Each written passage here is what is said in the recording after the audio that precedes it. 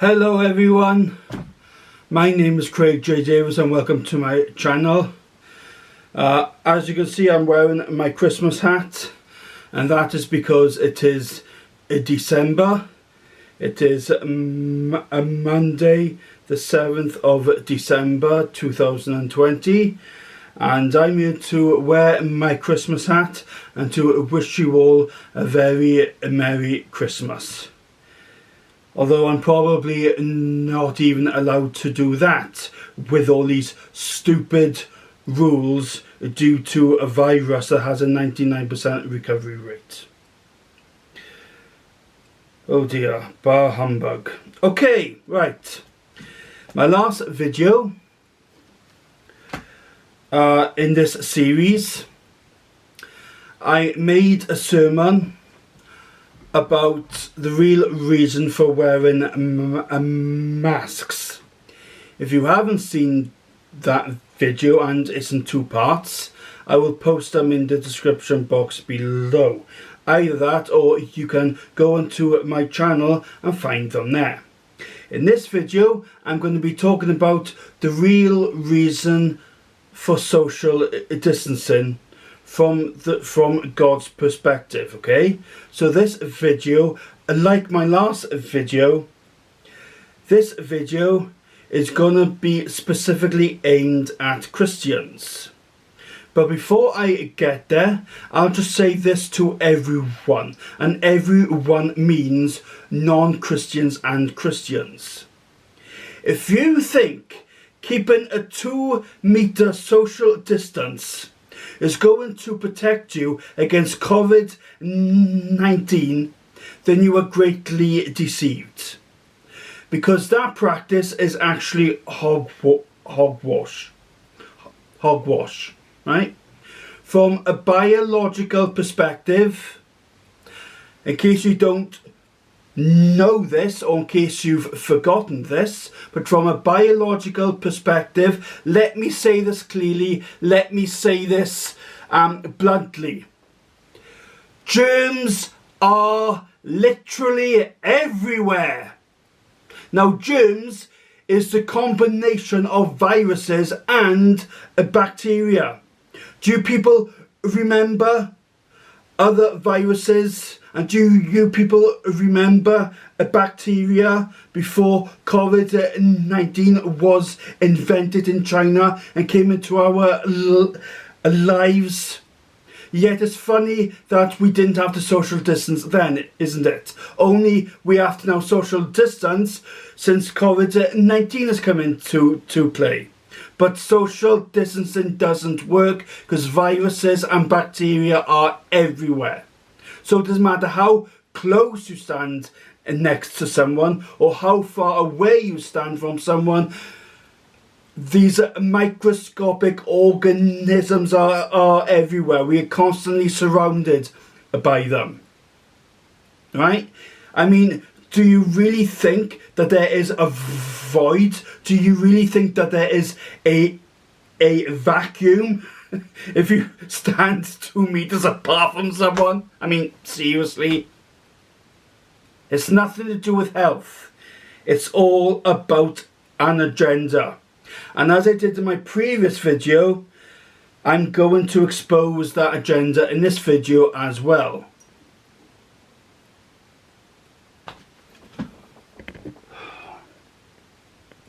So, let me continue.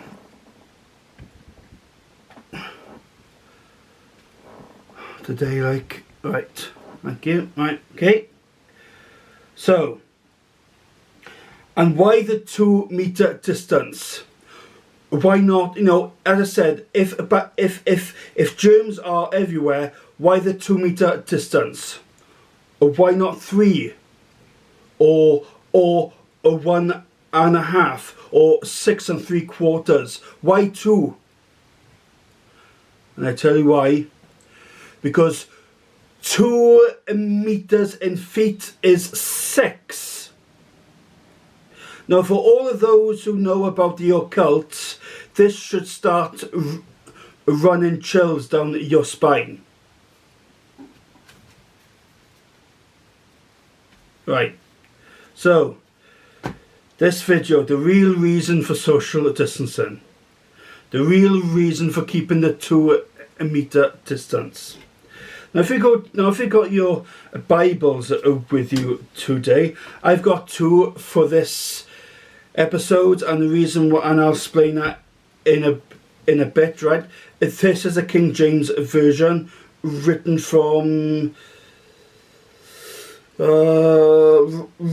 15th century English, and this is the E.S.V, the English Standard Version. It's in 20th century English, and it's in American English too. This is the Bible that I used in my last video. But the reason why I'm going to use this one, but I'm only going to use it for one scripture, is this is why, right? Please turn to a scripture that I've read in videos in the past, and I'm about to read it again because it's also important in this video. Please turn to Psalm 133 verse 1.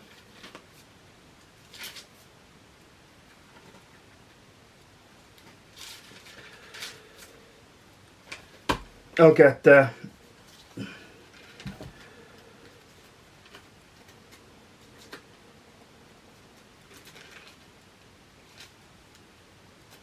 Nearly there, got on the page. Oh, I got it eventually. Okay, right. I should have put a mark on you, really, shouldn't I? Okay, anyway.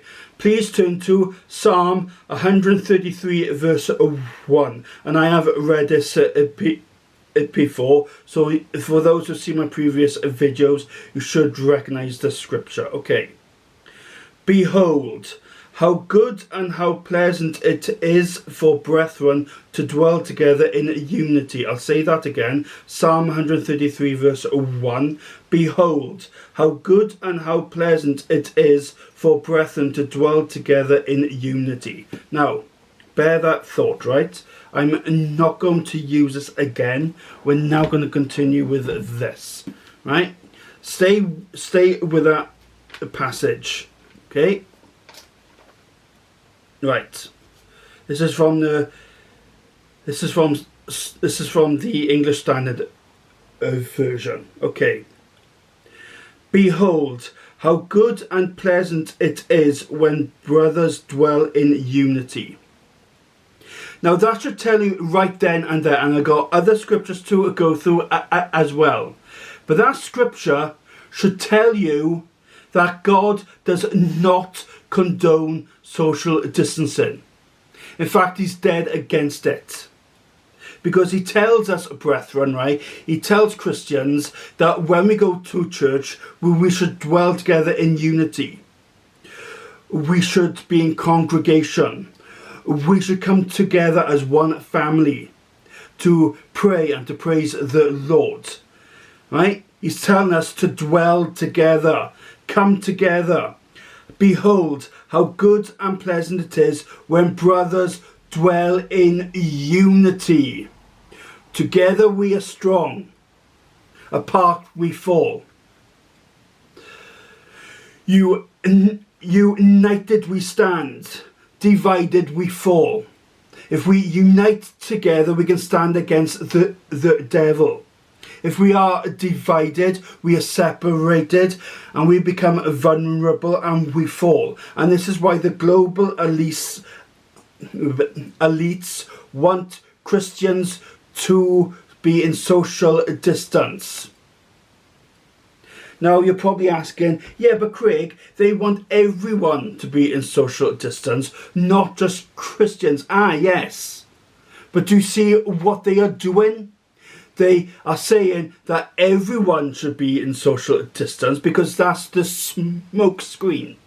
If they only said, if they only said only Christians will social distance, the non-Christians can live as they have always done, right?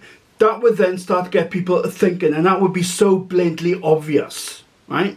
But if they say we should all social but if they say that we should all social distance, it doesn't matter whether you're a Muslim, an atheist, a Hindu, a Buddhist, a pagan, a Christian, a Roman Catholic, right? Blah, blah, blah.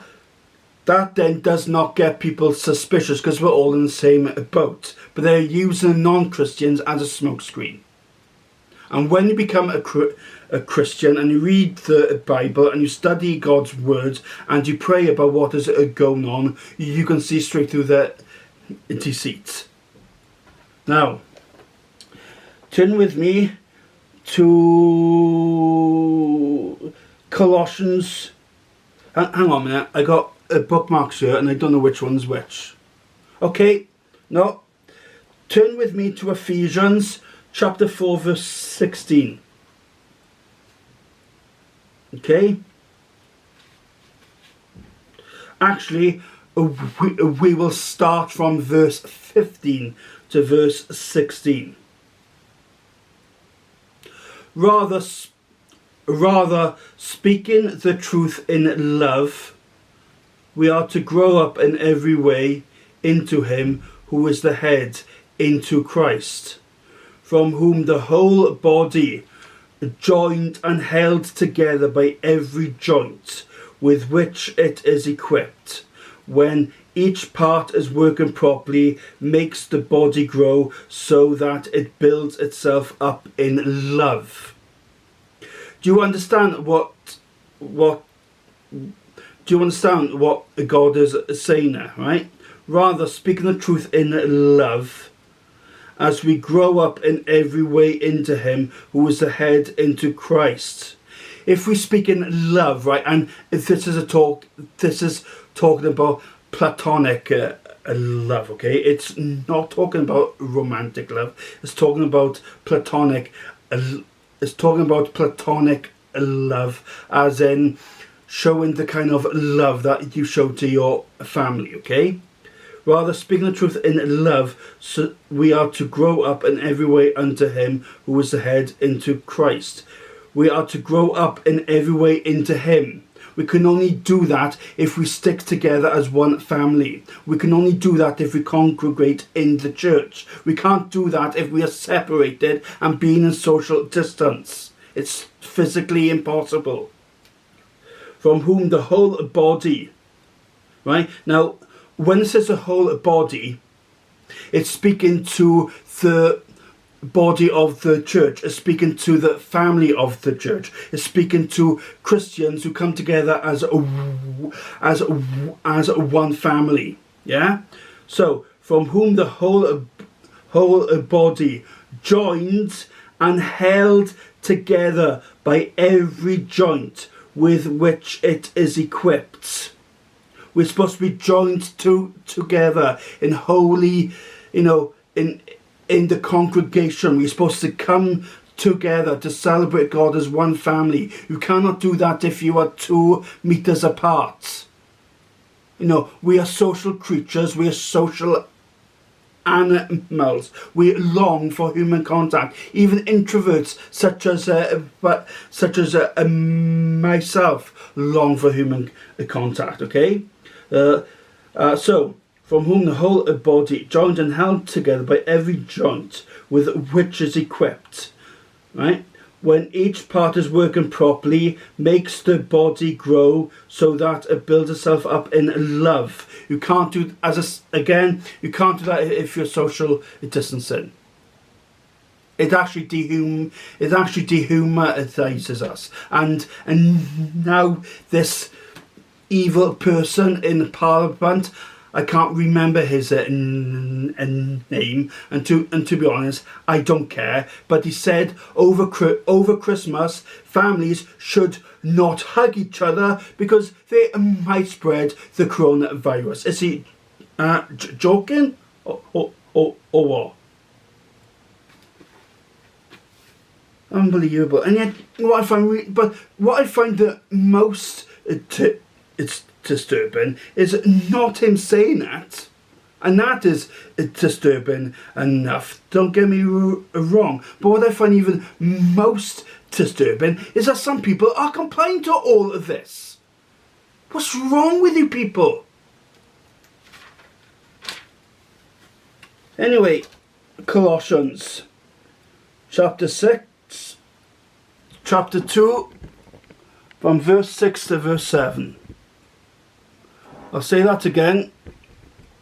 I'm just checking the camera because it switches itself off over some time. Right, Colossians chapter 2, from verse 6 to verse 7. This is what it says.